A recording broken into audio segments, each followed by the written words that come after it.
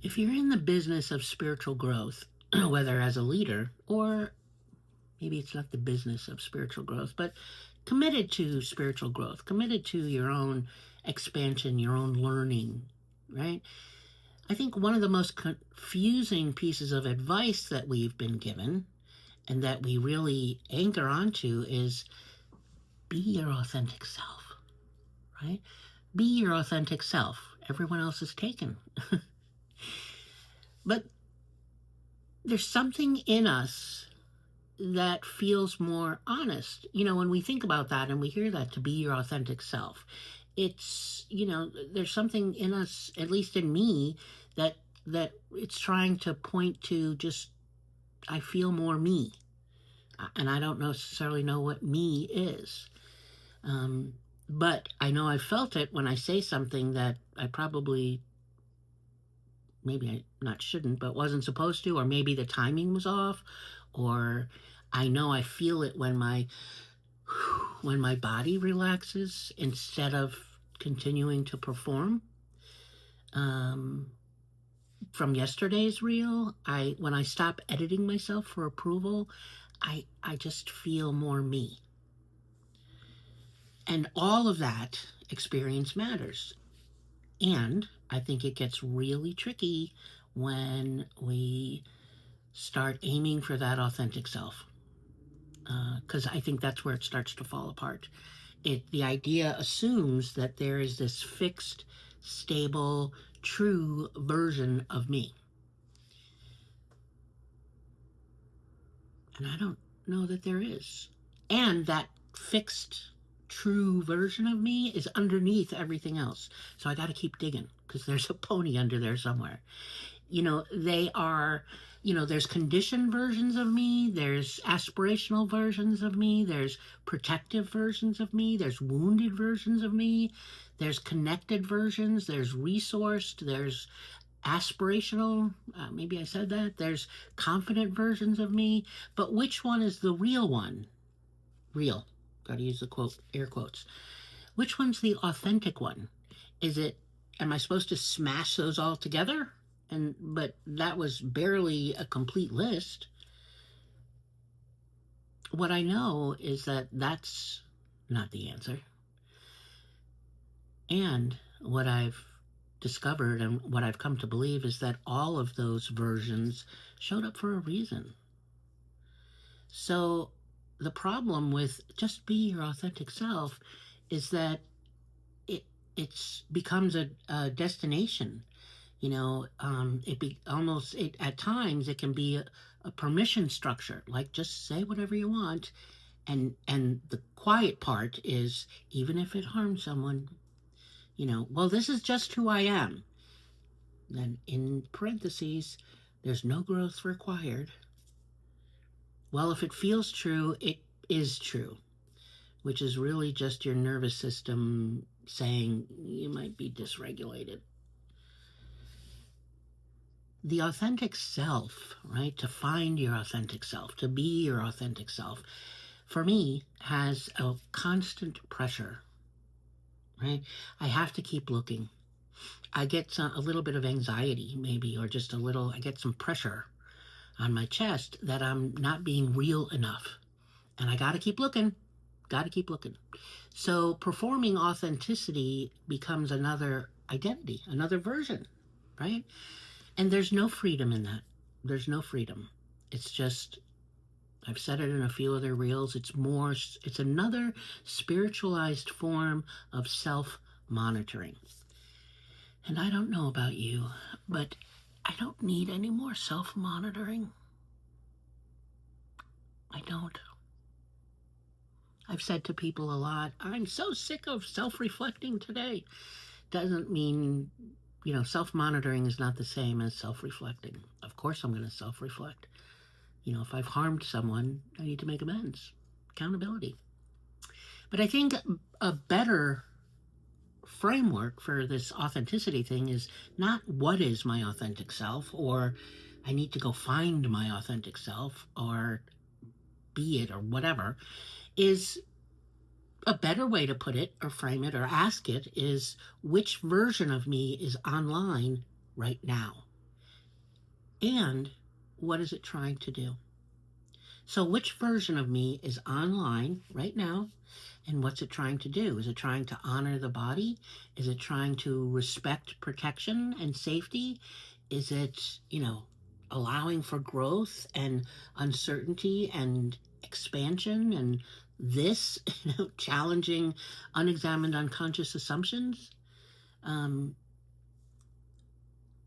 really, though, what I want you to get is that I believe the deeper truth is that you're not a fixed self to uncover.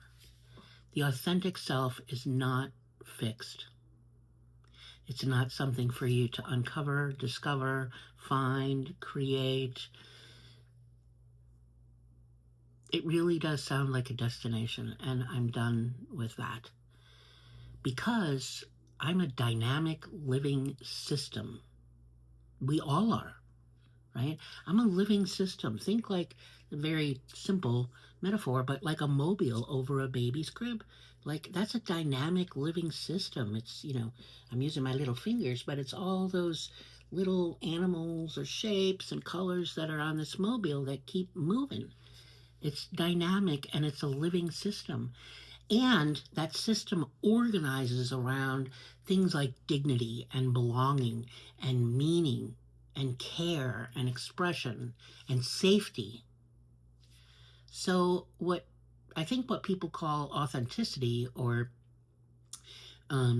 your authentic self is another version of you, right? Like all those other versions, is another version of you that feels the least constrained and the most resourced, right? It's not the truest you, but it's probably the most supported you.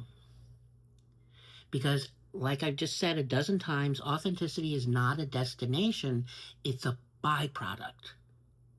Authenticity is a byproduct. When your body feels safe, when the feelings feel safe, when you're not abandoning yourself to be loved, right, or to be accepted, to be approved of, to be valued, when you're not overriding what you know, something honest emerges. It's not fixed, it's not pure, but it's real enough to live from. So, when someone says to you, just be authentic, which one do they mean? You could ask them, which self do you mean? Which version? The one shaped by fear? The one shaped by woundedness? Or the one that only shows up when your body finally feels safe? Just be authentic. Okay, well, you have to tell me which one. So, authenticity isn't something you find. It's something, as I've said in other reels, something that happens when you stop abandoning yourself. Happens when you stop leaving yourself. So the question is, again, is not, am I being authentic? That's not the question. That's not the goal. Just strike the authenticity out of your vocabulary. Well, I shouldn't say that because it's a version of you, right? So I don't want to strike it out altogether, but I want to shift how we think about it, shift how we talk about it, shift what we believe about it. So the question's not, am I being authentic? Instead, do I feel safe enough to be honest right now? To be honest with me, to be honest with you. Because again, it's not a destination, it's not a personality trait, it's not something to achieve, it's not something that's missing. Really what it is, it's a nervous system state. The more regulated, the more resourced version, right? The more, supported and resourced version of you. So it's not freedom to go searching for your authentic self or, oh, I found it. I dug deep enough. I found my authentic self. Ta-da! No, I don't think so. It's just a more spiritualized form of self monitoring. And as far as I'm concerned, I think we have enough monitoring. Self monitoring. And who doesn't have people in our lives that monitor us? That's not a judgment. Sometimes the monitoring is because they love us. And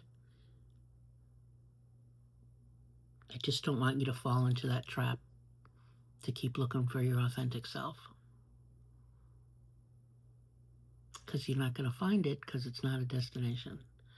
But it is a version of you that emerges.